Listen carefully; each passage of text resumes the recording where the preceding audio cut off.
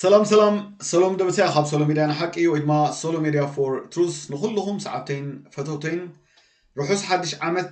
عمت عنا عمت سلام عمت مكنوان كون لكم منا أبز ما أتوي فيديو خمس رأخمو كاب أبدر مريت وحج كوحز أبت وحج دما عساتات فريم 2026 Happy New Year to 2026 زبل فيديو حوي في تصوم مبراتهم صراحة كريديت كله نعو يقبأ مخنياتو أنا يكون كنت صريحين في فيديو قلنا يبقى حقي ترجم زلوا فيديو سلزخونت أب فيسبوكي شير جيري نيره مخنياتو كله برختكم تحجة قبل بتعنا ختبارهو بسلام ختبارهو سلام دما نهاجرنا سلام نقربابتنا سلام نزل نقمت ألن زلنا هاجرات سلام كله هزبي خون يمنا بمقتصل لو معلتي ن 2026 ويدما 2026 عام تمرت حادلنا جميرنا لنا سلازي كل جزء لك كم زنايلو معلتي حدش عمت اب 2025 حدش عمت نيرو اب 2023 2022 2024 2021 اب كل حدش نيرو تحدش نبدد ما يحلف نحنا دما እግዚአብሔር مسكن املاخ عدمن طعنان هيبنا جميرنا لنا كل نجرنا دما ناو يحلفنا ندغنا نابكال خنسجر نابل تشعن 20 شوعتن 20 شمونتن 20 شعتن بيوس قاب زلنا مس كل سب تسامعنا مس كل سب تفائرنا نتحاجزنا علما زلو هيوت كنبر እግዚአብሔር مسكن ስለዚህ لو معلتي بزعبا مسغار كزرب نزز دغفني ام مصحف قدوس ام مصحف غلاطيا معرف 5 كاب تقص 10 شمون تزلو كم بوي 50 بسم يسوس بمنفس انت تمرحكم قنا تحت حقي ايكونكم اتقبر سقا قهوديو نسخا منزر رخصت عبدان املو خطاوت تنقولا صلئي باسي قنئي قطعا شارا مفللاي زرغرغ قنات قتلت سخران غوايلا كمز ذا مساله خالونيو اتوم كمز مساله زغبرو نمنست املاح كمز يورسوا كم تقدم ابيله ز نغركم ابلكم الله اتفرم منفس غنا فقري حغوس عرقي عقلي لوهات حياونت امنت هدات يا اخلن مبال نز خمز مساله زصاررو حق يلبوم اتوم ناي كريستوس زبلو خا نتسقاوم مسناي فتوتون تمنيتون سقيلوم ويوم يلو يقصل እግዚአብሔር مسكن ስለዚህ اب كلتشحن 26 نزي جميرنا يزلنا عمت كنسجر كلنا انت حيزنا اينا خنسجر زغبانا نامنت حدا سب انا كابزي كاب كندا انا عدي ناتي توليده ز عبخلو هاجر كخيد انت راوينا اتي ايرلاينز زوسنو ميزان الله 20 كيلو و20 حدن كيلو زلو شانطا يفقد لي مالتي كابون لعلي انت دا حيزه سغراي كلني انت دا ازي كفيله ات منغست املاح دما እግዚአብሔር مسكن كنسغر كلنا كنسغر ويدما كنغواعس كلنا حيزنايو اب هيوتنا حيزنايوم كنكيد زغبانا زفقدلنا زحققلنا حقاقات الله እግዚአብሔር مسكن لك خمزي كم ببو صنحو قبر السقا قهوريلو حجي قبر السقا فتوى السقا املاخ مس املاخ زصالا نغرات حيزنا خنسغر ايغبانا سلازي كمتي ام مصحف قدوس እግዚአብሔር نابراهام كابتي ناي طاوت املخو كابتي ناي طاوت ملمماد وصيو نابتي እግዚአብሔር زدلي بوتا كساغر كدلي خلو بينها وصايلو እግዚአብሔር مسكن ابراهام جن نتتزاز املاح غريفو لوط زبحال سب حيزو خمزوصه اتلو دما كاب مجمرياس غاب مچرشا كم زنبعون كم زحزنون نابتي املاح زصوع مقد خيد كله انقفات كخونو خلينا نري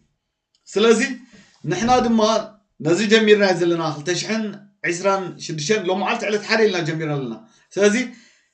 اذا عمل زي እግዚአብሔር مسكن بعاوت كنود منتي اتي حزنايو خنسجر زي قبانا سنفنا اتي حزنايو خنقبر كن سجر زي قبانا مغرمرام منين مبال مقزام እግዚአብሔር مسكن كان الراقفو لنا مخنياتو سو انقفات يزخوننا مسب زلنا ركب يبلاشولنا اب حضرنا زلنا ركب يبلاشولنا مسدقنا زلنا ركب يبلاشولنا اب سرحنا زلنا ርክብ የበላሽልና ኣብ ህይወትና ድማ ከም ካንሰር ኮይኑ ይበልዓናን የሳቂና ስለዚ ኣብዚ ዘንበብኮ ክሰግር ዘይግብኦ ነገር ኣብ ህይወተይ ምሳይ ክሰግር ዘይግብኦ ነገር ኣሎ ሒዝናዮ ክንሰግር ዘይግባአና ሎጣዊ ዝኾነ ባህሪ ናይ ሎጥ ወይ ድማ ስጋዊ ዝኾነ ባህሪ ምስቲ መንፈስ ኣምላኽ ዝፃረር ባህሪ ሒዝና ክንሰግር ኣይግባአና ንሱ ሕጂ ኣብዚ ጠቂሶ ኣሎ ኣምልኾ ጣዖት ሓደ ግዜ ትምህርትና ገንዘብና ስራሕና ዓሌትና ዘርእና ጣዖት ክኾነና ክእል እዩ ጣዖት ማለት ዝኾነ ቅርፂ ዝኾነ ሓወልቲ ጥራይ ኣይኮነን ማለት ካብ ኣምላኽ ክስገደሉ ዝግባእ ሓደ ኣምላኽ ክገዝኣና ዝግባእ ሓደ ኣምላኽ ጥራይ ካልእ ዝገዝኣና እንተዳ ኮይኑ ንሕና ወይ ድማ እሱ ንዓና ጣዖትና እዩ ሓዳር ክኸውን ይኽእል ውላድ ክኸውን ይኽእል ምክንያቱ እግዚኣብሔር ንኣብርሃም ንይስሐቅ ወድኻ ሰዋ ኣለ ኢሉ ነቲ ተማህሊሉ ለሚኑ በቃ ድሕሪ ነዊሕ ዓመት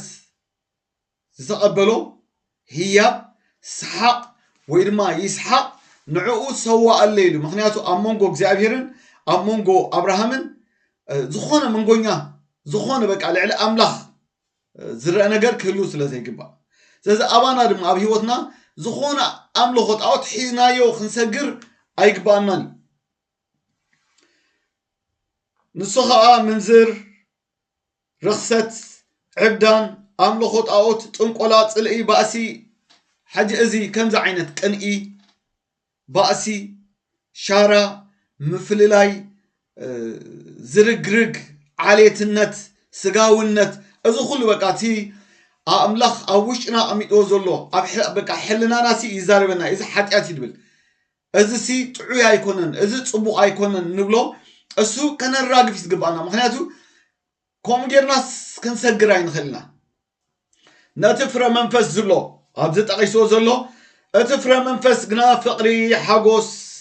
ዕርቂ ዓቕሊ ለውሃት ሕያውነት እምነት ህድኣት ይኣኽለኒ ምባል እዩ ኢሉ ይቕፅል እዚ ግን እግዚአብሔር መስገን ዋላ ተዘይብልና ምክንያቱ ኩሉ ግዜ ኣለና ማለት ኣይኮነን ዘይብልና ሕያውነት ዘይብልና ክኾን ይኽእል ይኣኽለኒ ምባል ገንዘብ ከለና ጥዕና ከለና ዘልየና ነገር ከለና ኩሉ ግዜ ምን እንዳበልና ክንነብር ንኽእል ኢና እንዳጉረምረምና በቃ ዘይብልና ክንከውን ንኽእል ኢና ስለዚ እቲ ዘይብልና ፅቡቕ ነገር ኣብ ሂወትና ግን ዘየለ ክንሕዞ ዝግባእ ክንሰግር ከለና ምሳና ክሰግር ዝግባኦ ግን ብዙሕ ነገር ኣሎ ሕያውነት ሒዝና ክንሰግር ይግባእ ይኣኽለኒ ምባል ሒዝና ክንሰግር ይግባእ ንኣምላኽ ምኽባር ሒዝና ክንሰግር ይግባእ ስለዚ ኣብ ሂወትካ ኣብ ሂወተይ ኣብ ሂወትና ሒዝናዮ ክንሰግር ዘይግባአና ነገር እንታይ እዩ ሓንሳብ ደው ኢልና ሂወትና ንገምግም ኣብ ዝሓለፈ 2025 እንታይ ሒዘ ተሳጊረ ሒዘዮ ስለተሳገርኩ ኸ ክንደይ ዕንቅፋት ይኮይንኒ ኣብ 2024 ሒዘዮ ክሰግር ዘይግባአኒ ባህሪ እንታይ ነይሩ እንታይ ዕንቅፋት ገይርለይ ምስ ሓፍተይ እንታይ ዕንቅፋት ገይርለይ ምስ ሓወይ እንታይ ዕንቅፋት ገይርለይ ምስ ቤተሰበይ እንታይ ዕንቅፋት ገይርለይ ኣብ ስርሐይ እንታይ ዕንቅፋት ገይርለይ ኣብ ሓዳረይ ንገምግሞ ስለዚ ክቡራት ተኸታተልተይ ኣብ 2020 21 22 23 24 25 ጀሚርና ምስ ተበገስና ክንሰግር ከለና ሒዝናዮም ክንሰግር ዘይግባአና ግን ሒዝናዮም ዝተሳግርና ሕጂ ድማ ምሳና ዘለው እስኪ ደው ኢልና ንገምግሞ ኣብ ሂወተይ ብዙሕ ነገር ኣሎ ከምኡ ስለ ዝኾነ መጽሓፍ ቅዱስ ዘድልየኒ ከምኡ ስለ ዝኾነ እዩ ጎይታ ዘድልየኒ ከምኡ ስለ ዝኾነ ኣምላኽ ዘድልየኒ እቲ ክረግፍ ዝግብኦ እቲ ክቕረፍ ዝግብኦ ተቐሪፉ እቲ ክቕበር ዝግብኦ ተቐቢሩ በቃ ሓድሽ ሰብ ኮይና ሓድሽ ዓመት ሓድሽ ሰብ ኮይነ ክሰግር ዝበለፀ ሰብ ኮይነ ክሰግር ንኣምላኽ ዘኽብር ሰብ ኮይነ ክሰግር እሱ እየ ዝደሊ ስኻትኩም ከ ስለዚ እስኪ ደው ኢልና ንሕሰብ ሞ እዚ ባህሪ እዚ ምሳይ ክሰግሮ ኣይደልኒ እዚ ባህሪ እዚ ሒዘ እዚ መንነት እዚ ሒዘ ስለዚ እቲ ክቕረፍ ዝግብኦ እግዚኣብሔር ይመስገን ይቀረፍ እቲ ክቕበር ዝግብኦ እግዚኣብሔር ይመስገን ይቀበር እቲ ዘይብልና ፅቡቕ ነገር ኣብ ካልኦት ዘሎ ግን ንሕና እግዚአብሔር መስገን ካብ ሰብ እንዳተማሃርና ካብ መጽሐፍ ቅዱስ እንዳተማሃርና ካብ ኣሕዋትና እንዳተማሃርና ካብ መማህራንና እንዳተማሃርና ዝዓበየ ድማ እግዚአብሔር መስገን ተኣብዙ ዘሎ ተኣምላኽ ዝእዘና እቲ ክንገብሮ ዝግባአና ነገር ንዕኡ እንዳገዛእና እግዚአብሔር መስገን ከም ለባማት ግዜ እንዳዓደግና እንዲብል ስለዚ እቲ ክዕደግ ዝግብኦ ነገር እንዳዓደግና ንሕና ብምሕዳስ ሓሳብኩም ተለወጡ ስለዝብል መጽሓፍ ቅዱስ እንዳተለወጥና ክንልወጥ እቲ ሒዝናዮ ክንሰግሮ ዝግባእ ነገር ሒዝና ክንሰግር እግዚአብሔር ይደግፈና ንሕና ድማ ንወስድ እግዚአብሔር መስገን ኣነ ነዚ ነገር ሒዘ ክሰግር ኣይደልን እየ ንበል እግዚአብሔር መስገን ሽዑኡ ኩሉ ትኽቕረፍ ዝግባእ ነገር እቲ ንኣምላኽ ዘየኽብር ነገር እቲ ምስ ሰብ ከይንነብር ዝገብረና ነገር እቲ ምስ ሰብ ተሰማሚዕና ከይንነብር ዝገብረና እቲ ናብ ዓወት ከይንስጉም ዝገብረና ሕማቕ ነገር ሕማቕ ባህሪ ዝኾነ ነገር በቃ እሱ ክቕረፍ ክጅምር እዩ ኣብ መጽሓፍ ቅዱስ ብዛዕባ ምስጋር ዝዛረቦ ታሪክ ኣሎ እግዚአብሔር መስገን ብዛዕባ ምጥሓስ ብዛዕባ ናብቲ ኣምላኽ ዝመደበልካ ቦታ ምሕላፍ ኣብ መጽሓፍ ቅዱስ ተጻሒፍልና ኣሎ ንሱ ድማ እግዚአብሔር ንሙሴ ነቶም እስራኤላውያን ካብ ባርነት ኣውፅኡ ናብቲ እግዚአብሔር ዝመደበሎም ቦታ ከሳግሮም ከሎ ኣብ መንጎ ሓደ ባሕሪ ነይሩ ባሕሪ ኤርትራ ዝበሃል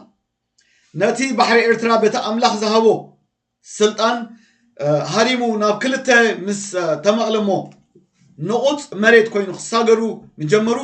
ኣብ መንገዲ ኣብ ጉዕዞ ከለዉ እቲ ገዝኦም ዝነበረ ፈርዖን እቲ ዘሳቅዮም ዝነበረ ፈርዖን እቲ ባርያ ዝገበሮም ፈርዖን ድማ ከም ዝመፀ ናብኡ ናብቲ ባሕሪ ኤርትራ ከም ዝኣተወ ድሓር ምስ ረኣይዎ ብጣዕሚ ሰንቢዶም ሽዑኡ ናብ ሙሴ ኣጉረምሪሞም በቃ ስቕኢልካ ኣውፂኻና እምበር እናህለ እቶም ዝገዝኡና ዝነበሩ ምስ ሰራዊቶም ምጭፍርኦም እንደገና ይስዕቡና ኣለዉ ምሳና ኣትዮም ምሳና ይሰግሩ ኣለዉ ኢሎም ከም ተዛርቡ ሕጂ እንታይ ክብል ደልየ ክልቲኦም ኣትዮም እዮም እስራኤላውያን ኣትዮም ፈርዖን እቲ ዝገዝኦም ዝነበረ እቲ ዘሳቅዮም ዝነበረ እቲ ባርያ ዝገበሮም ድማ ምስኦም ኣትዩ እግዚአብሔር ግን እግዚአብሔር ስለዝኾነ ሓያል ኣምላኽ ስለዝኾነ ናይ ፍትሒ ኣምላኽ ስለዝኾነ ካብ ባርነት ዘውፅእ ኣምላኽ ስለዝኾነ ዘየድሊ ባህሪ ዝቐርፍ ኣምላኽ ስለዝኾነ እግዚአብሔር መስገን ንሳቶም ቶም እስራኤላውያን ምስ ወፁ ነቶም ፈርዖን ምስ ሰራዊቱ ናብቲ ባሕሪ ከም ዝቐበሮ መጽሓፍ ቅዱስ ይነግረና እዚ ማለት እንታይ እዩ ጥምቀት ክንጥማቕ ከለና ልክዕ ከምዚ ኢና ንገብር ሻወር ጌርና ይኮንና ንወፅእ ኣብ ማይ ጠሊቕና ይኮንና ንወፅእ ግን እቲ ዝገዝኣና ዝነበረ ሕማቕ ባህሪ እቲ ባርያ ዝገበረና ሕማቕ ልምዲ ኣዲክሽን ክኸውን ይኽእል ንኣምላኽ ዘየኽብር ኮታ ዝኾነ ሕማቕ ነገር ብእምነት ንዕኡ ቀቢርናዮ ነቲ ልክዕ ከምቲ ፈርዖን ባርያ ጌርና ዝነበረ ነገር ንዕኡ ቀቢርና ንሕና ንወፅእ ስለዚ ምስጋር ማለት ሕጂ ኣብ ቅድሜና ዘሎ 2026 ክንሰግሮ ጀሚርና ዘለና ልክዕ ከምኡ ባርያ ዝገበረና ኣብ ኣዲክሽን ደእትወና ዝገዝኣና ዘንባዓና ዘሳቀየና ንዕኡ ቀቢርና ንውፃእ ብጎይታ ብኢየሱስ ክርስቶስ ምቕባር ይኹነልና ንዕኡ ቀቢርና ንሕና ንወፃሉ ንሕና ንደምቀሉ ንሕና ንበርሃሉ እቲ ክጠፍእ ዝግብኦ ድማ ክጠፍእ ኣምላኽ ሓግዘና ኣብ መወዳእታ ክብሎ ዝደሊ ግን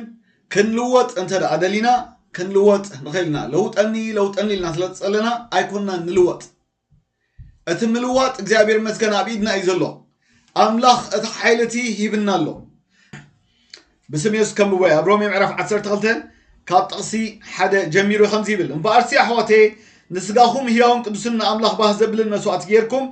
ከተቕርቦ ብምሕረት ኣምላኽ ምዕደኩም ኣለኹ እዚ ማለት እቲ ናይ ኣእምሮ መንፈሳዊ ኣገልግሎት እዩ ጥቕሲ 2 እቲ ሰናይን ባህ ዘብልን ሙሉእ ፍቓድ ኣምላኽ እንታይ ምዃኑ ምእንቲ ክትምርምሩት ብምሕዳስ ሓሳብኩም ተለወጡ እምበር ነዛ ዓለም እዚኣ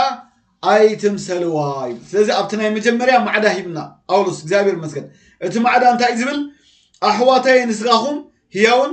ቅዱስን ንኣምላኽ ባህ ዘብልን መስዋዕቲ ጌርኩም ከተቕርቦ ስለዚ ነቕርቦ ንሕና ኢና ብፍቓድና ብድሌትና ንሕና ባዕልና ደሊና